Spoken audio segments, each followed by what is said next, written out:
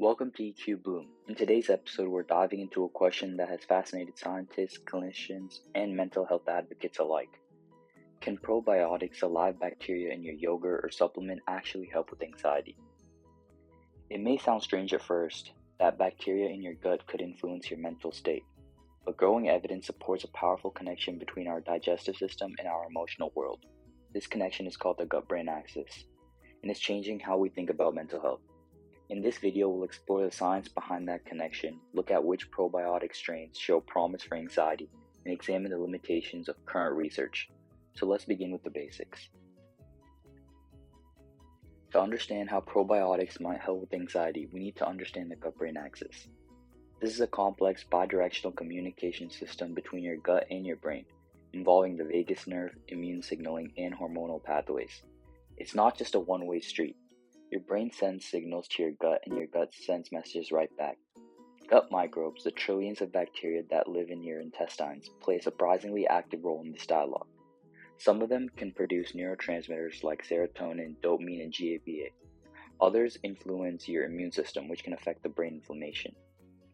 When the gut microbiome is in balance, we often feel more emotionally stable, but when there's dysbiosis, an imbalance or overgrowth of harmful bacteria, we tend to see increases in stress, anxiety, and even depression-like symptoms in both humans and animal studies. So the gut isn't just digesting food, it's helping regulate emotion. This brings us to a fascinating concept, psychobiotics.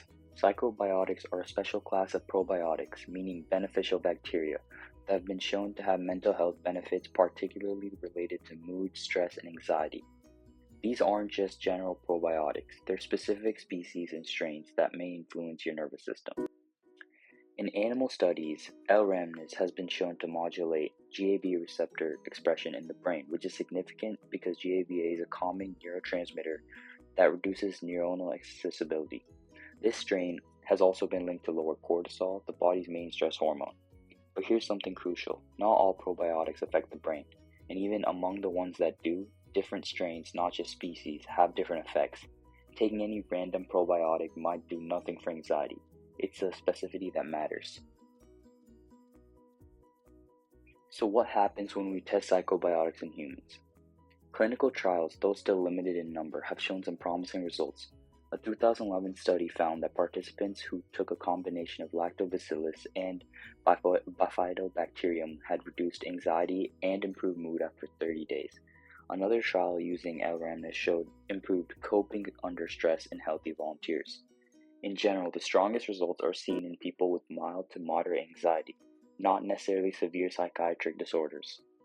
That said, some trials have been shown to have no effect. One reason could be the strain used. Remember, not all probiotics cross the blood-brain barrier or modulate mood. Other reasons include short trial durations, small sample sizes, and variation in participant health. So while there is exciting evidence, it's not universal. We're still in the early stages of understanding how best to use these bacteria therapeutically. As with any emerging science, there are limitations and cautions we must keep in mind. First, many studies are still small scale, often with under 100 participants. That makes it hard to generalize findings. Second, probiotics are poorly regulated in the supplement industry. Labels often list strains vaguely, like Lactobacillus spp, without specifying the exact strain or even the number of live organisms. That's like prescribing medicine without saying which one or how much. Third, the gut microbiome is highly individualized. What works for one person may not work for another, depending on their existing gut flora, diet, and even genetics. And finally, most trials are short, just 4 to 8 weeks. We don't know yet the long-term effects, especially in adolescents or people with chronic anxiety. Now here's where things get really practical. You don't need to rely on supplements to support your gut-brain connection. A whole body lifestyle plays a major role in emotional resilience. Start with your diet. Eat fiber-rich foods like fruits, vegetables, legumes, and whole grains. Fiber feeds your good gut bacteria, a process called prebiotic fermentation. Include fermented foods like yogurt, kefir, kimchi, and miso. These foods naturally contain beneficial bacteria and may provide the same benefits as supplements with fewer risks. Sleep, exercise, and stress management also profoundly affect your microbiome. Meditation and deep breathing can directly stimulate the vagus nerve, calming both the brain and the gut. In short, probiotics might help, but they're just one tool in a broader gut-brain strategy. So let's bring it all together. Your gut and brain are constantly talking through nerves, hormones, and immune pathways. Your microbiome helps shape your emotional landscape. Psychobiotics, specific biotic strains, show promise for reducing anxiety, especially in people with mild symptoms. But they're not miracle cures, and we need more robust long-term studies to fully understand their effects. In the meantime, you can support your mental health by supporting your gut, eat real food, move your body, sleep deeply, and breathe mindfully.